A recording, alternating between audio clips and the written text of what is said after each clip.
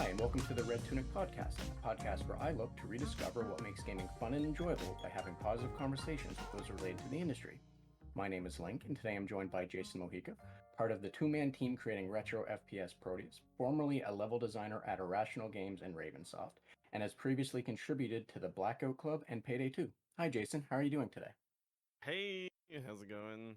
I'm doing pretty good. How's your day going? My day is going all right, and I'm glad to hear that your day is going all right as well, and that you're doing pretty good. Thank you, by the way, so much for making the time to join me here. I really appreciate, just letting, you letting me steal some of your time. Yeah, no worries. I'm kind of like at this point in the project where I'm starting to like twiddle my thumbs because we're pretty much wrapped up with the game. We're just fixing little bugs here and there, and so I'm like, this is really like one of my first days where I actually have nothing to do. Well, I wouldn't say nothing. There's always something to do, but uh, I can take a moment out of my uh crazy schedule. You know what I mean? So Yeah, good timing. and I think it's always great to have a chance to just breathe. I've in my day-to-day life, I definitely know what it's like to have like a project ongoing and all of that, and just be sitting there, and all you want to do is to, just catch your breath. So, I think anyone that's been in a position like that can appreciate and emphasize with where you are right now. Yeah, it's one of those like weird times too, because it's it's such a rare thing to encounter throughout your career. The end of a project, you only really encounter it like a few times, and it's sort of like all hands on deck. And I think the thing that people don't realize sometimes, I think, is that when you're on a small team like ours, so it's most, me and my buddy Mike are the core tenants here, but we've got a few like level designers that help out. We've got Andrew Holschel doing the music, and like at this point in time, all I'm really doing is just playing the game through and trying to 100% all the levels, like collecting all the items and making sure I get all the kills, and that's like my day to day is now just doing that every day and trying to find little bugs here and there that like this one little thing is like z fighting over here, and like, oh, this might look bad, and some users like to send us bugs, and I'll go and I'll fix them and stuff like that. But yeah, at this point in time, it's like heads down, nothing but play testing the same levels over and over and over again. you but I'm having a blast, so I guess that's always like a good thing. When you know that you have to play the game every day over and over again and you're still having a good time with it. So um yeah, no, it's been great. Yeah, and that's good to hear. And like I don't I think it could be in just in the context, it could be a lot worse. And I say that meaning, we've all heard, I think, of game developers or people that work in studios or whatever that are doing QA, and their testing is um I'm just gonna say bananas, in Mhm. terms of like what they have to repeatedly do or what they Yeah. are always doing or what have you. So, being able to enjoy it as you test it, I think that's also like you said, that's a great thing, right? It's a big positive. Yeah, the when we were working on Payday 2, we had a core team of QA that would sit with us, and Payday 2 is a very randomized game, and has different things on different difficulties, and all of it's hand authored by the level designer. So like a lot of scripted events, and like the objectives and how they move and stuff. And on different difficulties, they allow you to change things or add more units, or maybe a sequence takes place in a different way. So when you have, I think Payday, when I left, we had close to 100 levels or something like that. So something changes, and then you've got to make sure that like all the levels get tested. They have like a basically a SWAT team of QA that have like a list of things that they load it up, they play it for a little bit, then they move on, and then um it gets real crazy. Like when it's time for QA around like Payday, and like the randomization of the amount of things that could potentially take place. it's pretty wild. Luckily, our game is it's pretty straightforward. Like we don't randomize things because of the leaderboard situation. Like we want people to be able to like speed run our game and learn tactics and like change the meta through the different types of weapons that we give them. And so luckily that's like a thing that you can actively get better at without having to worry about randomization like messing you up. Uh but yeah, no, that's yeah, it's been a lot of fun. Just I don't know, trying out. Like I think the other day I did a I did like a revolver only run, and then we have this organic weapon that kind of spits out little blobs called the Chaos Caster. It's kind of like our game's bioweapon, like the Unreal bioweapon or something, and just doing a full playthrough with just that. it's uh it's pretty wild. Yeah, and I don't know if this is incredibly spot on or apt, but it kind of sounds like you're at the point where, um, where with Doom, where John Romero was talking about how he started doing like they started doing the multiplayer stuff and like hmm just sort of what that divulged into, or not divulged, what that devolved into because of not being a whole lot of things to do because of where everything else was, right? So it kind of sounds Right. like you're at that phase where it's just try and have fun doing the same thing, right? Right. Yeah, we also have multiplayer. But that's not on our Steam page right now. We're probably yeah, we should probably update that soon. Well, when the game goes to 1.0, we'll update that. We can't update that beforehand, but the yeah, the multiplayer stuff's been really fun. Because we gave access to the tool, like some of the multiplayer tools early to the community. Some of the members have decided to make like deathmatch levels and stuff like that, and it's just been a real joy. And the fact that you can kind of create your own game modes, we have a few settings that allow you to do like a custom single player or a custom free for all game mode or a custom team game mode. And the first one that I really want to create when the game goes out is mini golf with grenades. So I'm like, I like prototyped it out one day on stream, and it was a blast. I was like, oh my gosh, if I just bounce this grenade on the floor here, and I could just see everybody doing that and having a fun time with like a bunch of grenades, just like trying to like make it in and seeing who can do it in the least amount of shots and stuff like that. And that's always fantastic here. And it's also great to hear that like that's where you're starting, like not starting, sorry. That from like kind of the ground floor before launch and everything, that's where you're already planning for that kind of community involvement, I guess you Mhm. would. I don't know if that's the right word, but what have you. To like right out the gate. And that's pretty cool because you know, I think a lot of people, and you especially coming from working on Payday, Mhm. that you know that it is like having the community always on board is a very important thing, right? Because like a game can live or die by just how much people are still playing it and recommending it. And when you have Sure. something like mini golf grenades or whatever the official title will be, you have like that kind of game mode stuff. You're gonna get people coming back, and getting their friends to buy it to come back with them to Sure. maybe to play a few rounds of I mini think it golf might be a bit grenade. selfish for me, but like I kind of don't really care if that leads to more sales. I'm just like, all I want to do is play mini games with people. Like back in the day in Counter Strike, they'd have these mini game servers that you could join with friends, and like people would do like bowling, or then like somebody would have like tag you're it kind of thing.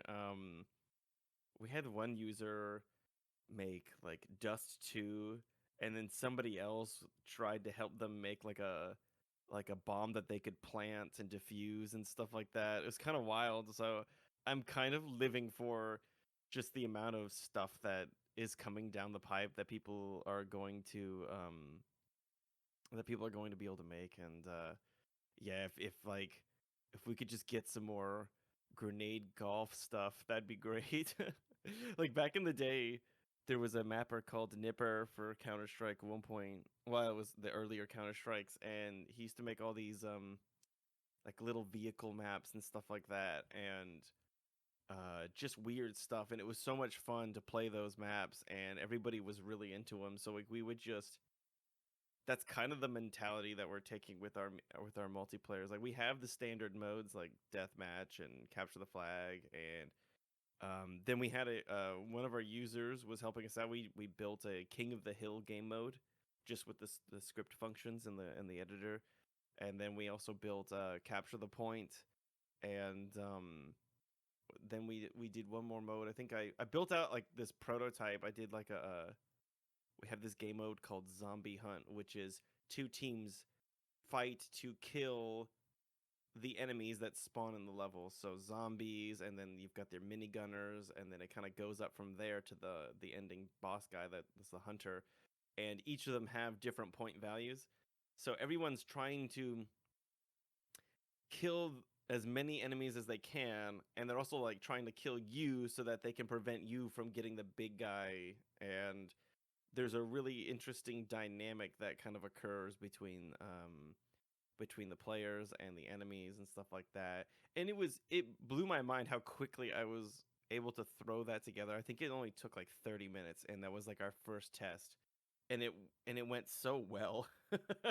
And we just made it into like an official mode. But then there's just so many possibilities and just weird little things like that you can do. Another user did like a Coliseum mode where it like randomly picks a weapon, and then everybody gets that weapon, and then they're thrown into the same arena, and whoever comes out last wins like a point. And then it just cycles to the next arena and stuff, and it's just kind of neat that those things can be done, and like not only like pretty efficiently and pretty quickly too. So I'm looking forward to that, and then also the fact that we can upload, like your game mode can be uploaded so that other people can download it and put it in their maps as well. So like in the future, if people want to like make a zombie hunt level, we can just upload the prefab for that, and they can put it in their map real quick. Same with like King of the Hill or capture points. These things like are very much plug and play, which is really cool. I'm kind of hoping that that stuff takes off, but I guess we'll see. Um, it could just be me and like 5 people in the community playing games until we're like 80 years old. Well, everything you said sounds like great fun. As someone that grew up playing Counter-Strike Source, or I shouldn't say grew up, but someone that, years back was doing Counter-Strike Source and was doing like a bunch of those mini game maps, like you said. Hmm. Maybe not the exact same because Source didn't work the same way as 1.6 and what have you, but um, having like being able to play a bunch of those little mods or modes or what have you that other people made was a lot of fun, and that's one of the things that or one of the main things I did when it came to Source. And I think like Gary's mod has kind of taken the place of what that used to be.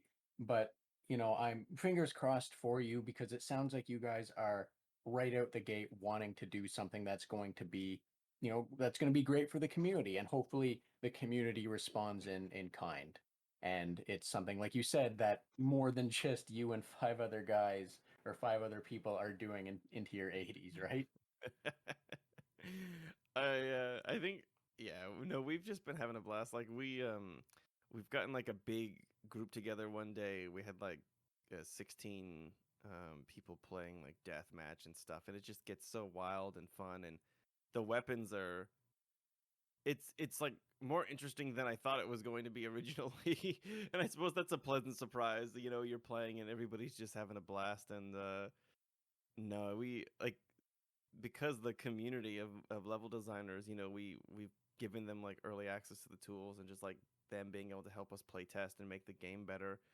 It's really gotten like polished, and it's quite good. And the when we look back at the original build that we played uh about 4 or 5 months ago now, it was funny because like we had really bad screen shake when you used to take damage. It was like single player style screen shake, and the best gun in the game in multiplayer at the time was the minigun, because when you were hitting somebody with it, it would just violently shake their screen and they couldn't aim. so like so the minigun went from like maybe the worst gun you wouldn't want to pick in multiplayer because it kind of slows you down a bit, to the best gun in the game because you could just pre-fire it and walk around a corner and not, like, as soon as you touch somebody, their view just like starts shaking and they literally can't hit anything. So yeah, but we've come a long we've come a long way with that stuff. And no, it's been, man, it's just been like a real fun journey. I hope that like there's this thing that happens after a project where like eventually, like a few years later, you remember like the good times and you're like, oh yeah, that was so good, you know. And I'm thinking that like just I'm gonna be remembering like all these fun times that we had when we were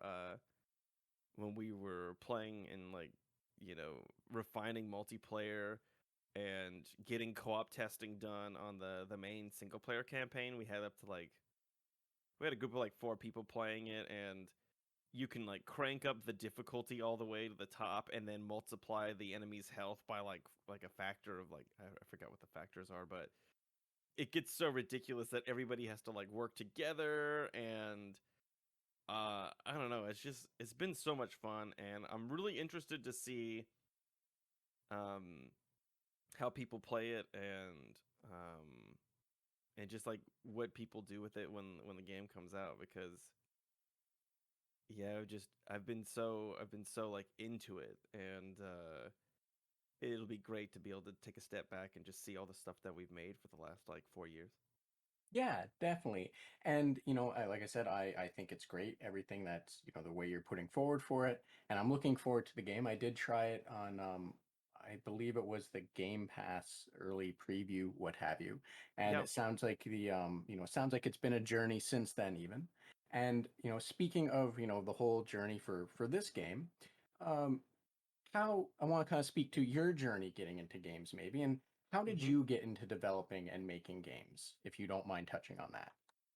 Sure. Yeah, we're going way back in time here. I don't know, I guess it was like around 16 when I like saw a level editor, or I was like playing, I think it was StarCraft or Warcraft or something, and they had a level editor and there was a script editor, and I was just kind of like learning based on things I saw, and I really enjoyed just like watching people play my stuff, and slowly like picked up like Tony Hawk's Pro Skater 2's editor, the pinnacle of level editors.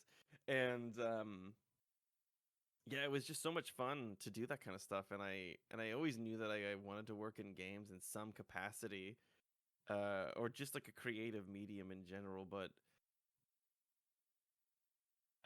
time, a friend of mine, we found infinite amounts of money for us back then, so we couldn't even pick that up. But we were able to get a copy of it, and started learning 3D software on our junky little machines. And then we discovered that we couldn't play our levels that we built in Maya.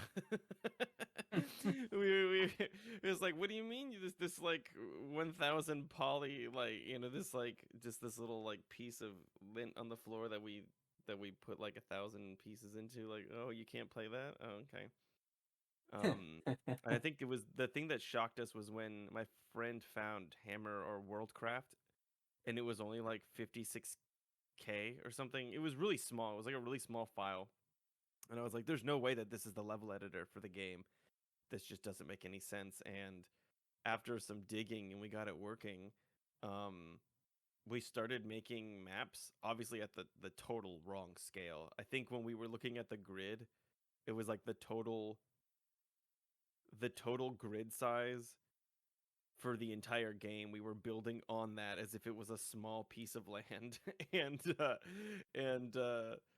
yeah, it was quick to realize that, like, oh, nothing's working. Why is this? And like, what is this little dot here? Oh, that's the player start. Okay, so we actually need to like scale things in. And Yeah, just going through that process was a blast, and I think what really kind of took it off though was I got a job at like a movie theater, saved up a lot of money to buy like a computer, and just really started uh learning the editors. And that was like basically when I was around 16. That was when that happened.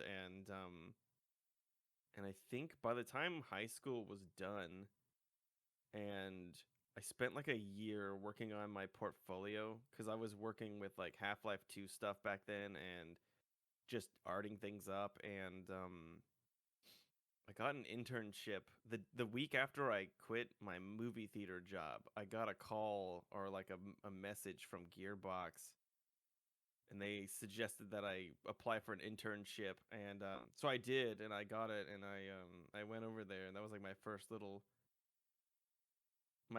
job there. And when that ended, I ended up getting a job at Raven Software in Wisconsin.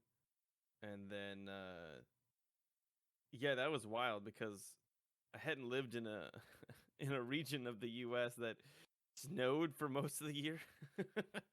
And that was uh, that was quite the interesting trek when it was like February and we had just arrived, and then a foot of snow landed that day. I was like, "Uh-oh, what did I get myself into?" And the best part is like my apartment at the time was like a giant it was like two floor, well, it was a loft, and it was all open, and they only had one wall unit for like a heater. So like during the winter you had to wear coats inside the house. It was so bad. The heat from the heater didn't like travel but more than 4 feet from the heater. So uh yeah, it was wild. um Let me see what else in my journey. I think the original question was what did I when did I get into games, or No, how did you get into developing and making games? Oh, right. Yeah. No, I guess I've answered that already. But no, I think back then, there was just this like games like once you realize, games are made by people and that and then like, oh, just there wasn't a lot of documentation or anything back then. So to get into making games, the closest thing was to get into a community of people who were making mods and stuff and really try to change the mold or to insert your creativity into a mod or something. And it was so weird because it was like a weird Wild West where it was like the new mod that came out, everybody wanted to join it and like make it something special. And those days were just so special and interesting.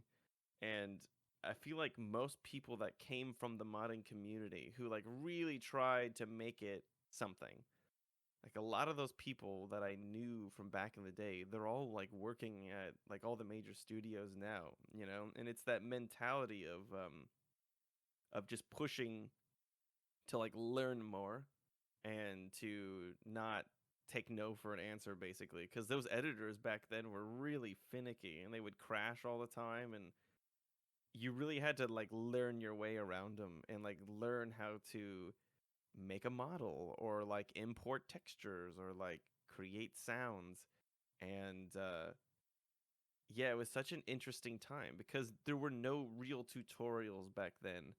And I remember just the day that I figured out how to compile a model for Source, I immediately made some video tutorials on it. I was like, y'all need to know this process because it took me like 3 days or 4 days, I think, to figure out how to do it. And it's like you gotta write like a text file, and like the text file has to be very specific, and it's got to be in a certain order, and the model's got to be in a certain setup. And I could probably do it again. I haven't compiled a model in probably like over 10 years or something, and I could probably do it again because it was so specific and you really had to like know what you were doing. Um And that was wild to me. Like the fact that like it took so long, but then when Unreal came out, you know, you could just drop in a model real easy, and that blew my mind. It was like all that time spent learning these text files. Oh no. But yeah, so I think getting into games back then was such an interesting trek, and nowadays it's I would say it's still equally as difficult because everybody's learning everybody wants to learn Unreal 5 or like the new editors, and they do so much more than what we had to, you know, grow up on. It was like, here's a tool to make a game that's like Half-Life. Here's the tool to make Half-Life, right? Whereas like all these editors now are like, here's a tool to make infinite possibilities. And it's quite daunting, and I find that pretty interesting, but the bar is just set so high now that all these kids coming out of school are like, they're pretty much already AAA quality, and it just blows my mind.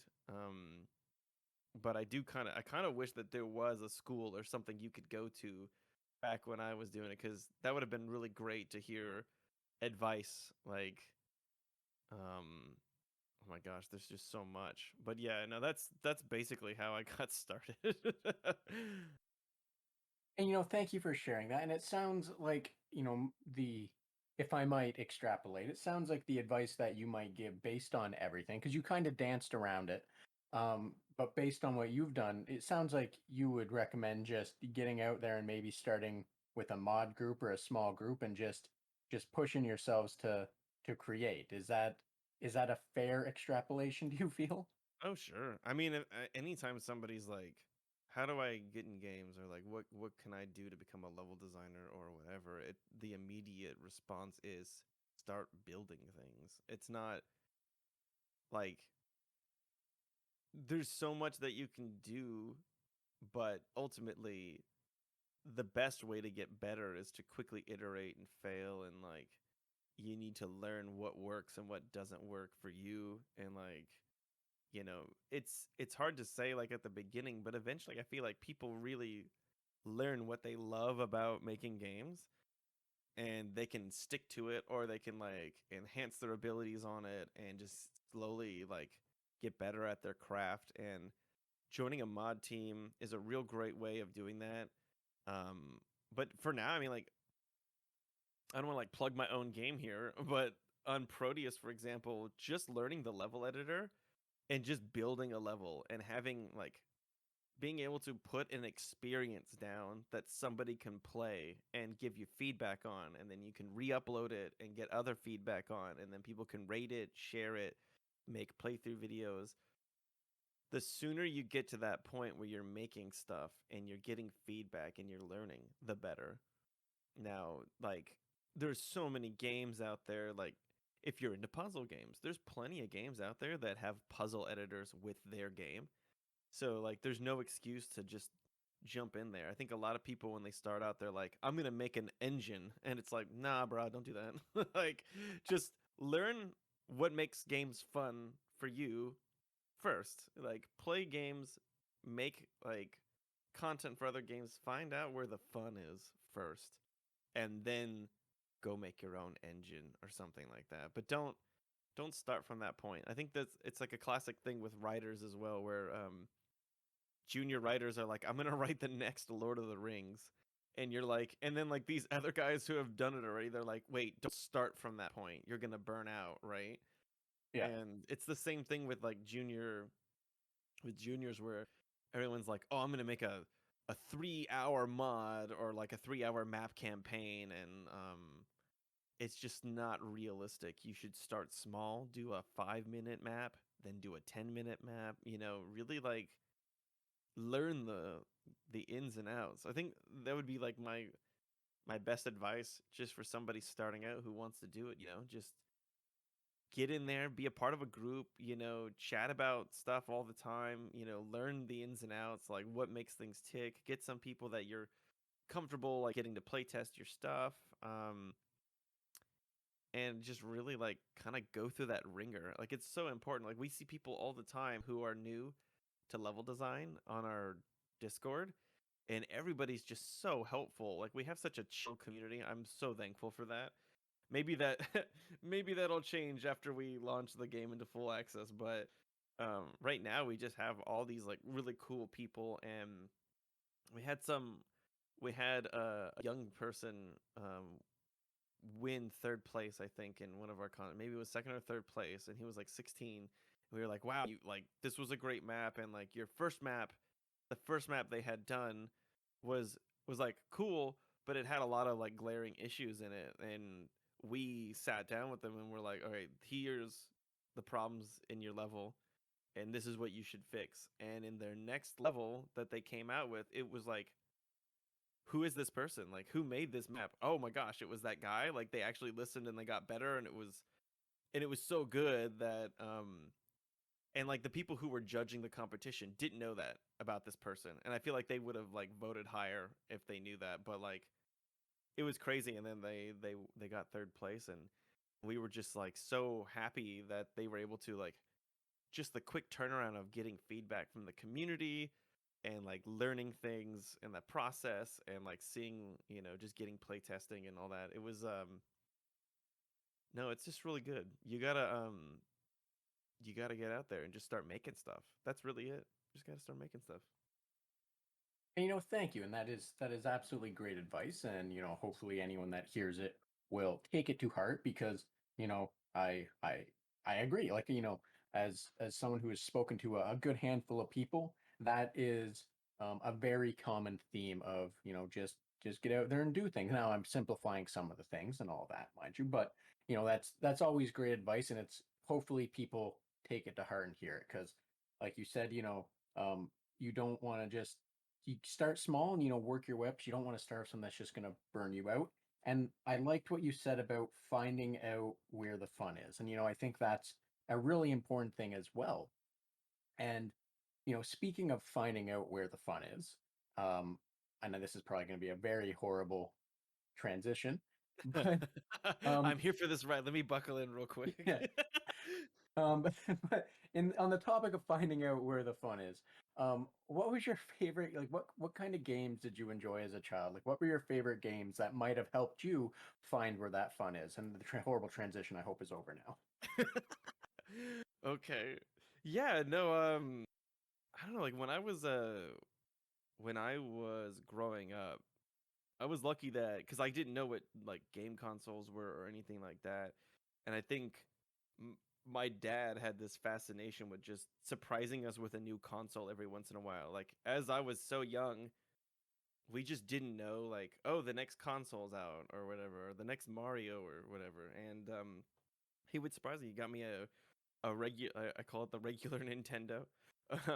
When I was really little and I started playing like Mario, and then I think when what started happening was like we started playing these games that were just very interesting and like started making you think, and like you actually had to have a little bit of extra skill to like get past. And like I fondly remember like Crash Bandicoot, and then further down the line games like Red Faction, and like I remember Turok being so great, and like these games you were just like, this is so much fun to play these and to explore and just constantly come back to. I mean, back then when you were a kid, you didn't have social media or anything like that, so you really just you had your games that were awesome and you played them all the time. So there was a bit more of like sharpening that knife and like getting it like to this point where, okay, I know what games that I like playing, and just I need more of that. And yeah, I would say like that all kind of changed when I finally played Counter-Strike 1. I think it was 1.5 at a LAN place next to my work, and I was just like, "What is this? This is amazing!" And I just had to work on it. Like I just had to. I was just like, I want to make like look at these people making these custom levels. Like in this one, you're a small rat and you're in a big kitchen. It was just just it was so fantastic. And the idea that the tools were there too is just it was great. But Yeah, no, all those games back in the day with PlayStation 1. Um I got a PlayStation 1 before I got an N64. I remember that. And I remember all the kids in the neighborhood were kind of making fun of me. Well, they weren't making fun of me, but they were like, it was during that. Okay, so there was a point in time, and there was a Christmas holiday, all right, timed perfectly, where the N64 had just come out, and everyone was going crazy over it. And I don't think the PlayStation 1 had hit as hard um, as the Nintendo, right? And I remember not even knowing what it was, and we were at visiting a Toys R Us or something, and there was the N64 aisle that everybody was in, and then there was a PlayStation aisle, and I went over to the PlayStation aisle, and I was like, "What is this thing?" And that's when I started playing Crash Bandicoot, and I was like, I immediately was like, "Yo, mom, dad, don't give me an N64. Whatever this thing is, get me this thing." And I remember like my friends being like, "Oh, like kind of making fun of me because I didn't get an N64 for Christmas," but I was like, "But that's what I wanted. I wanted this." And then everybody started coming over to my house because I was the only one with the PlayStation. And like we had there was so many good games on the PlayStation. Like it was so good. And they had those demo discs, and there was like Twisted Metal. Oh my goodness, like Tekken. Uh, oh man, the list went on. There were so many like strange third party games that were just really good and innovative, and things that you just weren't expecting, like you wouldn't get on an N64. Um, like only the I felt like at the time the only really like strong games were the ones that like kind of Nintendo put out themselves. Um, but yeah, no, those were wild times. And I think that's a really kind of apt way to put it in that Nintendo, like everyone was crazy about it, and I don't think anyone knows like there isn't any PlayStation Kid videos, right? There's the N64 one, which I think everyone, or there's probably multiples of them, but everyone's familiar with the one, and the Right. one that always get referenced, like the kid losing his mind or the kids losing their mind, right? And yeah, you're right, that doesn't really exist for PlayStation, and for whatever reason, I think it could have just came down to that Sony didn't market as much to kids, and that, with like Nintendo 64, everyone knew what Yeah, Nintendo did before, right? sure. Like Absolutely. They when you're did an coming incredible job. yeah, when you're coming from a Super Nintendo, you know that, Nintendo, where like with Sega, to an extent, because Sega was always kind of shaky after, for a while there between like the Saturn and everything else. But Uh-huh. like you recognize their name. And, as you learned pretty quickly that the PlayStation had a lot of great games on it, had a lot of third party stuff pushing different boundaries because, Nintendo, uh, I'm gonna say foolishly, went with the cartridge still and didn't really Mhm. investigate discs until much later on, or Right. didn't commit to discs until later on. Yeah.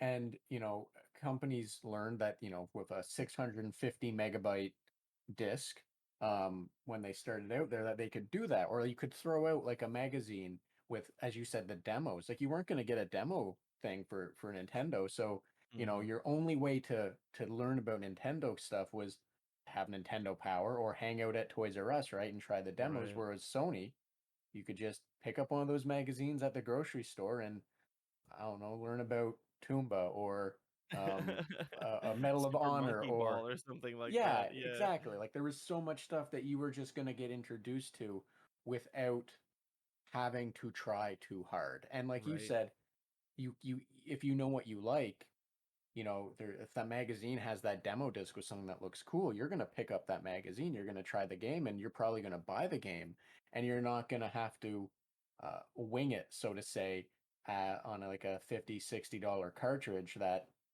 may or may not under deliver just because of the sheer fact of it being a cartridge. And Right. just like you touched on, a lot of the Nintendo stuff was first or second party, where the big stuff was, and the good stuff for otherwise those companies went to Sony more and or less. Right. I think it was Rare also had a really good track record for Nintendo products.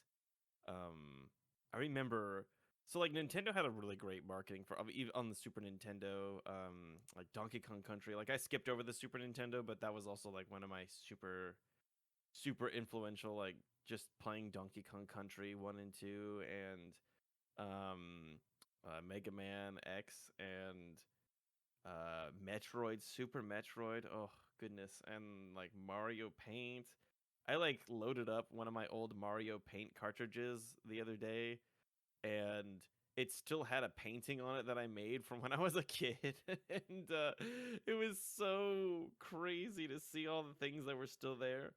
Um, but I remember like Nintendo used to send out VHS tapes to people they thought, I guess, were potential customers or something like that. And I got this Donkey Kong Country tape, and I was watching it on my, it was a VHS tape, and it was the dev team talking about their game and like how they're making it. And it was funny because like everybody in the video was eating bananas all the time, and they were talking about, like, the person who was walking around just kept like offering people bananas. And they were talking about how many secrets you could find. There's always like 100 secrets, like in every level, and it was just so cool. And like those things were so good at like marketing the idea of the console and the idea of the game, and like just the people who were behind it working on it real hard. And I think those things were very influential on me as a kid, to like wow, look at, these are the people who are working on this. This is so cool. And like being able to see like little bits behind the scene, that got me really excited about this. And I think they also did a VHS tape for Mario 64 as well. That was like back in the day before, you had streaming services like YouTube. Like they would literally render a video out on a VHS tape and mail it to you. I think that puts a very new or different definition on Nintendo Direct, really. It's pretty crazy. I don't even remember. I don't think I had Nintendo Power. My friends did, but I don't think I did. I must have signed up for something. Because like back in the day, even like, I don't know, the amount of stuff that they used to do with marketing was like, for example, Pokemon Snap had a machine in Blockbuster, if you remember Blockbuster, where you could buy like a card, and then you could take pictures from the game and then load them into this machine at Blockbuster, and then you could print out your photos of the Pokemon you took on these little stickers, and then you could, put them anywhere, and you'd get these little credit cards, and each of them had like a different Pokemon on it, so you always wanted to collect them all and stuff. Those were just like really crazy times. They used to have these really great perks or incentives with, like, I don't know, Star Fox 64 had I think if you pre-ordered it at some locations, you could get a bobblehead of one of the characters or something like that. Um Man, like, yeah, what a wild time. Yeah, thinking back on it, like that was a weird wild west of just marketing, because on the Nintendo side, I didn't know about them sending out VHSs. I didn't know about the bobblehead or what have you. Mhm. I knew like Nintendo Power did some weird stuff where like they'd send out give you the ability to buy a game sometimes cheaper, or coupons, or a Uh-huh. T-shirt, or whatever.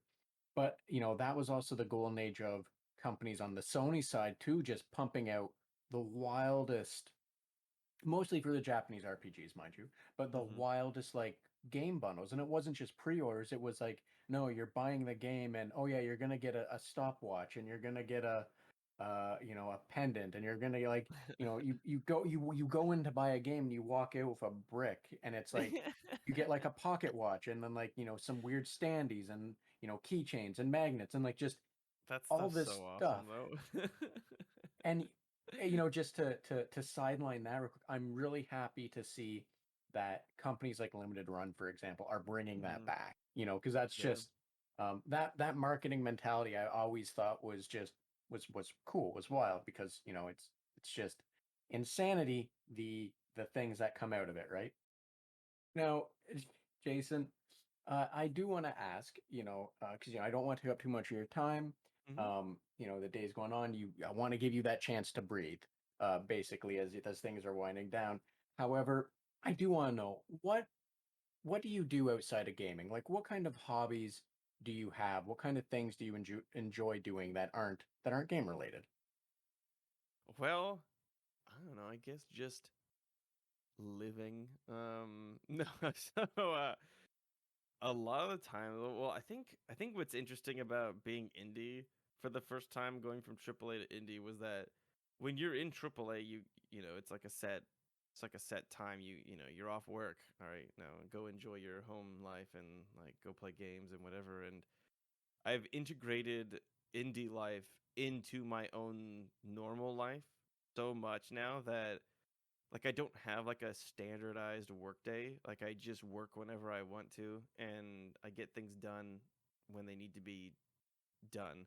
So like sometimes that means I don't know, opening the editor at like 8 p.m. and like working till like 1 if I want to, or like like wake up in the morning, do a bunch of work, and then I don't know, from noon till like 4, I'll just take my dogs for a run at the park or something like that. And I think that's been the most rewarding thing so far. Just being indie and being able to like set your own times. It's like, hey, like my parents are building like a new deck out in their backyard or something. It's like I can just go over and like help my dad move stuff around and like build things and come back home and get some work done. Um there is no like there's no like lead breathing down my neck that I was like 10 minutes late, or like running to me from the side of from the building. I remember at Raven, I came in 10 minutes late once, and I was coming in the side entrance, and one of the leads, like it looked like they had just finished running to bump into me to be like, you're 10 minutes late, and I was like, come on now. Uh, And then at Starbreeze it was way more chill, but you still had to be there, like, on time and stuff, and that's fine. But it's so interesting. When you're Indian, you create your own hours and everything. You can kind of just integrate it into normal normal day activities. And if today like I wanted to like go check out a new game, I could just load that up and play it for a bit. And it's just a real nice freedom feeling to be able to do that. So I think it's interesting because like in my spare time, it's just I do whatever I would normally do. I guess. I mean, it just I have two huskies, so I tend to like to get them out and like go on walks and stuff like that because they need to get their energy out. Um, and that's been a lot of fun, finding new places to go and just to kind of get outside and go on walks and stuff is very peaceful. uh Ironically, like I haven't really taken a lot of vacations, I guess, since going indie, but I'm finally going to take my very first vacation in like a few years coming up, and I'm very excited about doing absolutely nothing for like a full week, and I'm just gonna stare at the beach. So like that'll be great. yeah, just for wow. Sorry. Yeah, that would, I hope that you are able to enjoy just doing that, getting to, just unwind and not have to worry about much. And, I think everyone can emphasize with the mentality, especially now that, more people are working from home due to COVID, and hopefully they get to continue working from home or what have you, Mhm. can empathize with not coming in, 5, 10 minutes late and having your lead or whatever running up to you to effectively give you grief for just being 10 minutes late, especially if you're the type of person that's like, well, I'm going to be here 15 minutes after anyway, like, what are you doing to me? Or my favorite, if I may, I once had a boss who, all intents and purposes, I'm not trying to, like, say anything too terrible here, Sure. but we had this conversation once because me and someone else, well, and them as well, we'd all come in, 5 after 9, 10 after 9, what have you, depending on traffic. And, she sat us down and she was like, you guys, you got to start being here for 9 a.m. sharp and all of this stuff. And like the very next day, she came in at 9:30, and then the day after at 9:20. And it's like, come on, man. Like, you know, exactly what you probably went through. Like, come on. We all know how it is. Like, Hmm. just why? Why are we doing it this way? Why are we being so hard on each other when you yourself know that you aren't even gonna stick to that be here at 9 Right. a.m. sharp thing, ready to go, right? Sure. I mean, it's the same thing like when, now that like I'm in a position where I have other people who I work because it's not just me and Mike, right? Like I said, we have other people that work with us. Like Dyson's helping me out with level design, and Josh previously helped us out with level design. And a lot of the times, it's just like, hey, you guys have whatever hours you want. Come in, work. We can hang out, get some work done. But like, the onus is on them when they want to come in and work or get things done. And I feel like that ends with better results generally because people aren't stressed and they don't need to worry about being on at like a specific time, especially because like everybody that I've worked with so far on Proteus has been like in a different time zone completely. Like Dyson's in New Zealand, so it's like he wakes up real early, but that's like 3 o'clock in the afternoon for me. So there's always like a different, there's always like some like large time gap where people are getting on and jumping off and stuff like that. Um, but yeah, no, it's been great to just kind of relax and not have to worry about coming in on like a certain time because I don't, and I think maybe I joke about the Raven thing, but I think at the time, Raven was kind of going through a transition to a larger AAA studio. They had just finished Quake 4, I think, and they were getting a lot of new people in, and I think there was just this vibe of how does a large AAA studio function, and what's the best way that we can get everybody in line and on the same page. So I wouldn't fault them for that. Um but you know, it's quite interesting. There's a ton of stories, and I'd love to come back at some point and chat about them with you. If we get another shot at this, maybe in like another year or something. Yeah, definitely, and I'm always happy to talk again with people. So yeah, no, if you think you would like to come back, I can definitely think of a way that we could work that out. Nice, nice. Now, Jason, like I said before, about 10 minutes ago, I don't want to take up too much more of your time. Like I said, I want to let you breathe, let you get on with your day, maybe go for a walk with your two huskies, because anyone that knows huskies, you touched on it. Um, they're crazy animals with a whole lot of energy, so you gotta bleed them dry, so to say. Yeah. Um, Forgive that euphemism, not use. Forgive that. Um, I don't know the How right word dare right you now. tell me to bleed my Yeah, huskies? yeah, exactly. Forgive that analogy. Sorry, forgive that analogy. But anyone that has huskies or knows huskies, they're. I think anyone would also be shocked that we haven't heard them just screaming in the background.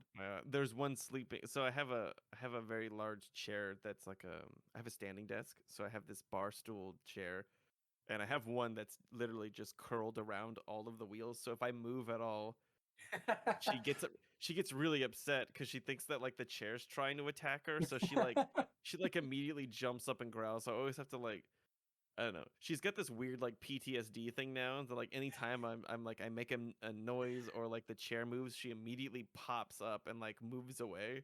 But it's like, if you know that I'm gonna move my chair eventually, why do you keep hugging the chair? Like, come on now. Yeah, exactly. And Uh, even even more amazement than that we haven't heard them screaming. Not that I'm, saying that in a negative way, just again, they're huskies and Anyone that Yeah. knows Huskies knows She's exactly definitely what that. snoozing right now. She's snoozing, but in a second she will not be snoozing. So Jason, as I said, I want to let you get on with your day. However, if there is anything else you wanted to discuss, a cool game that you might have played, or something else that you're working on or doing outside of Proteus, or what have you, or something you just feel more people should be more aware of, by all means, the floor is yours. As well, please let everyone know where they can find more information about you, and the game and what have you, which I will also be including in the episode description. Sure. Hmm. I mean, my life has been pretty much just completely consumed by Proteus, but I have been playing. I got a Steam Deck recently, and that thing has been quite interesting. I've been able to like kind of go through my backlog of things that I never like. You know how you end up with like 500 something games on Steam that you've never played, and the Steam Deck has been really great at like, oh yeah, you don't have to sit at your computer to play this. I could just, go sit on my couch and play it. And I've been going through and I've been replaying through uh the Crash Bandicoot remake trilogy. That's been super cool, especially on the Steam Deck. And then I've been replaying through Half-Life 2 again because they have like I don't know, they have like some gyro stuff and it's kind of cool. Um Other than that, I mean, my game is gonna be coming out here pretty soon. It's also gonna like we're going through what's called the cert process for consoles right now. So we've had builds that we've sent out to Sony, Microsoft, and Nintendo, and we're just going through this process now where they tell us like, okay, this is broken, you need to fix this or whatever for their specific console needs. But I think once that process is done, we're pretty much ready to launch. And we don't really have a date yet, but it's going to be pretty soon. Maybe in the next month or two. So really excited about just kind of getting that out there and like really seeing what people do with the 1.0 version. I mean, we've been working on this for so long now. I don't know. I went back and played a build of the game from like 2019, and our level editor was so not polished at the time. And we were all looking at it like in amazement that we could actually have made anything with it back then, without pulling our hair out. And we've just come such like a long distance, and the journey is almost there, and I think in re in reality, like the journey has just begun. Like as soon as the game comes out, we're already on to the next set of maps that we're gonna make. We're gonna be working on some DLC and just really getting things together. So I'm like really excited because now that we have all the tools and all the tools are polished and we have new functions and new materials and like I'm just real excited about getting back into the editor really and just building some new levels. Which is I think at this point in a project, I'm glad that I can say that. I'm glad that I can be excited for something like that. Usually you're not. so, so I think it's gonna be great, and I'm excited about it. I'm here for what happens next, and yeah, awesome. Well, I really appreciate you bringing me on, and thanks so much for this opportunity. It's been fun. Yeah, no, definitely. Again, the pleasure was all mine. I'm looking forward to giving Proteus a shot after it gets out of early access. I personally do my best just to kind of not play a bunch of games in early access, only because um when they finally release, or there could be big changes, and I don't like to commit to those kind of things just because Sure. you get used to it or what have you. Yeah. So I look forward to it leaving early access and being able to pick it up and support you guys. And I appreciate it. from everything you've said, I'm looking forward to it even more because it sounds like you guys are really putting trying to create like a good experience forward. And I look forward to getting to play that because it's a retro FPS, and From the previous demo I played, a rather boomy retro FPS, and I don't mean Right. that in the sense of a boomer shooter. I mean that in the sense of, We've got painting a lots of room, guns. yeah, painting the room red, kind of boomy.